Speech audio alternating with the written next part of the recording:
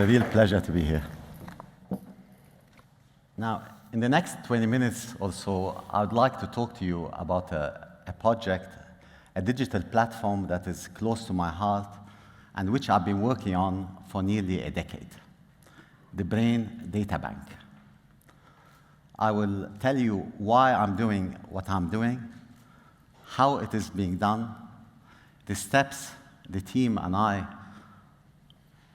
are progressing, how we're progressing with these steps, and where are we at right now in terms of the platform readiness. I will also share with you my vision on human brain data and how we can help fight back at the growing mental health crisis. Now, before I do that, I would like to quickly give you my perspective on digitization, a term that is much talked about these days and, in my view, is often mischaracterized. Now, the meaning of digitization has evolved over the last few decades, as we know.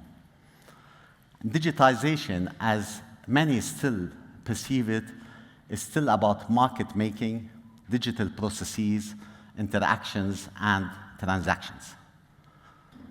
It's about communication and applications, from enterprise resource planning systems to business workflow tools to other commerce and other transactions. Now, we know that organizations who digitize those areas of business in time have kept up with their sector times. And the ones who struggle to transform are either still struggling today or have gone out of business. So I would therefore argue that digitizing these areas does not now give an organization a competitive advantage. It is a survival tool, a necessity.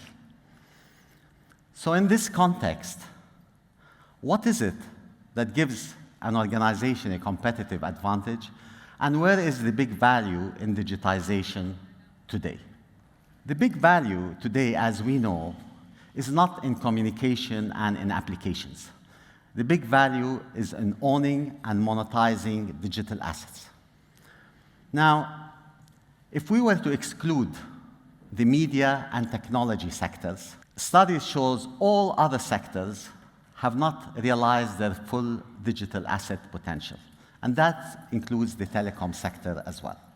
The good news is now there's more and more organizations that are looking into exploring their big data and the potential of its asset value. Why now? Historically, the software and hardware that was required to mine such data was expensive and complex. Until recently, analyzing big data required vast computing power, as you know, and scarce skills that are hard to find. So as such, much of that data in many organizations have been largely forgotten. Today, because of cloud processing and computing, computing has become a utility, like electricity and like water. So any organization, large or small, can now afford to take a second look at their digital assets and look for a potential value in that. So turning now to healthcare digitization, in a recent study by Harvard Business School on sector digitization, the health sector was ranked 17 out of 20. That is fourth from the bottom. Shocking. Technology is like water. It moves where it can. And as such, the health sector's high regulatory barriers contributed to making it way behind in terms of digitization. Now, there are other factors too, I believe. The health sector has traditionally, and across the world, I'm speaking generally here, has been underfunded and often operates in a crisis mode. Now, a new factor here, within the health sector, there has been a surge in mental and neurological conditions in recent decades. Now, this surge has consumed most of its resources, and brain-related conditions and diseases now are rising faster than the services can cope with. And that's not just Switzerland, all over. In Europe, brain disorders cost Europe over 700 billion euros every year and represents 35% of Europe's total disease burden.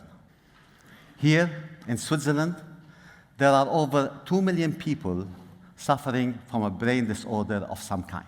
That's over 25% of the population. The annual assessment and treatment costs for the health services for these disorders is close to 20 billion Swiss francs. Now, looking broadly at the health sector in Switzerland, according to Credit Suisse research, healthcare costs in Switzerland are expected to rise in the next 2 decades by 50%. That's a 3% year-on-year increase almost. Economists here are also predicting that an additional 185,000 full-time jobs will be required to cover the health services demands over the next 20 years, by the year 2040.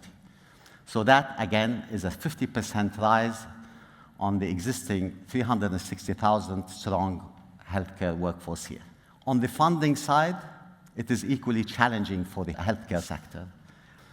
A significant proportion of planned investments in Swiss hospitals is still not yet being financially secured, apparently. And as things stand today, only around a quarter of hospitals here in Switzerland are self-sustainable. Now, let's think for a moment that we have a financial services sector that is as poorly digitized, and I'm not talking in Switzerland, across the world, as the healthcare sector is. Where would the world economies be today? How would our financial transactions be handled, from trading to banking to risk analysis?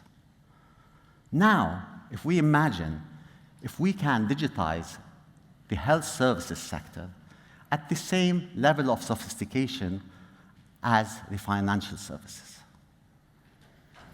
how will this impact our lives and our families' lives? Can my generation afford to keep talking about digitizing the health sector and failing to deliver? Now, turning to the Brain Data Bank, which is the subject or the key part of my talk. Why do we need a human brain data bank? Many of you know that most brain disorders are still not fully understood. The human brain is a vast frontier that researchers are just beginning to unlock. And such exploration is key to unlocking a new generation of treatment for both mental conditions and neurological diseases. Now, improving diagnosis and treatment require new discoveries in research. And good research projects require reliable and accessible data. Now, brain data is big data and it's hard to find. The outcome today is that across the globe, patients and other stakeholders are not being given 21st century solutions when it comes to healthcare and in particular, brain-related conditions. And this has produced, as we saw earlier in the figures I mentioned, a negative impact on cost, productivity in this sector, and above all, patient care. And it affects all of us. We are all stakeholders when it comes to the brain. We all have one. Now, in the last decade or so, I met some of the most brilliant professionals working on human brain research and treatment. If we give these professionals the right tools, I'm convinced that we will transform our understanding of the human brain and in doing so, affect the lives of millions of sufferers. Today, the organ that we understand least on is the brain. It is immensely more complex than all other organs. Only recently, tools have allowed scientists to explore it in detail, but we still do not understand how it works beyond its basic functions. We have a theory for the universe, but we do not have today a theory for the brain. And in the last 30 years, space research has advanced in leaps when compared to brain research. Now, one significant difference between these two areas of complex science is that space research data is shared even amongst rival nations, while human brain data is not. My goal from deploying this platform is to help accelerate scientific progress in our understanding of the human brain, in the treatment of brain-related conditions, and in helping find new preventative ways to slow down this alarming rise in mental health conditions all over the world. Today, most human brain research is done on mice. And that is because we do not have a reliable repository of cases and diseases that researchers and physicians can tap into and learn from. So we turn to analyzing rodent brains instead. And whilst thanks to dedicated scientists, and despite the complexity, we were able to uncover a lot of knowledge this way, it is still far from ideal to rely primarily on this form of research for all the obvious reasons. Now, it reminds me of this funny story that I will share with you. A policeman one night saw a man under a streetlight on his hands and knees. So he came over and said, "What are you doing?" He said, "I lost my keys over there," and he pointed to a dark area on the street. So the officer, puzzled, he said to him, "Well, if you've lost your keys over there, why are you looking for them here?" And the man said, "Because that's where the light is." So when it comes to human brain discoveries, we need to shine the light on where the problem is when it comes to treating, if we are going to try and understand the diseases we have today. We at NeuroPro are helping do that by making brain data accessible in an anonymized, secure, objective, consistent, complete, comparable, relevant, and timely manner. Our mission is to help hospitals working on brain-related diseases to anonymize, secure, and organize brain data assets and make these assets accessible globally for research and diagnosis. Now, the Brain Data Bank is an aggregator. It's enabling the licensing of verified, well-documented brain cases of anonymized patients to organizations and institutions. The type of data that we're holding today is MRI, EEG, CT scan, video, and other types of data, all big data. Now, in essence, this platform connects a two-sided market. On the supply side, medical institutions, the providers of data, upload their cases or deposit these cases, as one says. And on the demand side, institutions register to view, browse, process, or download deposited cases. We also plan to provide the total deployment solution: legal compliance, digital assessment, asset due diligence, software platform, migration tools, and most importantly, the funding and training needed to help Swiss hospitals join. Once they've joined, we manage this data using our own platform, in-house developed, with advanced front-end desktop and mobile interfaces. We make it accessible and monetizable and provide hospitals with a new form of income. We, from our side, recover our costs once the hospitals start to generate revenue.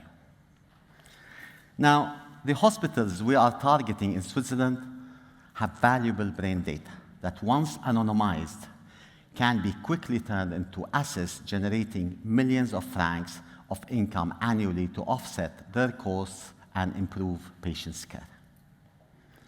It's worth noting here that brain data does not have an expiry date, so it doesn't decrease in value over time. Now, I see all stakeholders as winners from this platform. Those on the supply side here in Switzerland, and those on the demand side here and all over elsewhere. On the human side, I have not a shred of doubt that such initiative will most certainly accelerate research and help improve brain-related disease treatment. If data is the oil of the 21st century, as is often being said these days, then I think brain data must rank as its finest crude. Consider for a moment a global pharmaceutical company working, say, on dementia.